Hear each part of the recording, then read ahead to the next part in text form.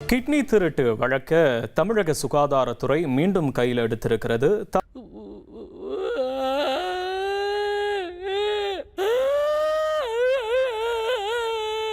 தேர்தல் நேரத்தில் விசாரணை நிறுத்தி வைக்கப்பட்டிருந்தனால தொய்வு இல்லாமல் இந்த விசாரணையை மீண்டும் நடத்த தமிழ்நாடு சுகாதாரத்துறை தற்போது உத்தரவு பிறப்பித்திருக்கிறது.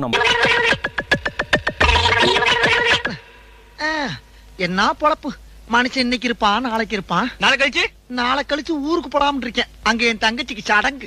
புதிய அரசு பொறுப்பேற்றதற்கு பிறகு தமிழ்நாடு மருத்துவம் மற்றும் மக்கள் நல்வாழ்வுத்துறையில மீண்டும் கிட்னி திருட்டு விவகாரம் கையில் எடுத்து விசாரணை மேற்கொண்டு நடவடிக்கை எடுக்க தற்போது உத்தரவானது பிறப்பிக்கப்பட்டு இருக்கிறது. நம்மளை சுத்தி நிக்கிறானுங்களே இவனுக்கு பூரா கொலகாரனுங்க. நீ ஒண்ணு பயப்படாத, என்ன எப்படியாச்சும் காப்பாத்துற. அப்புறம் நான் உங்ககிட்ட விளையாட்டா பேசுற பூரா நீங்க நம்பிட்டீங்க. ஐயோ.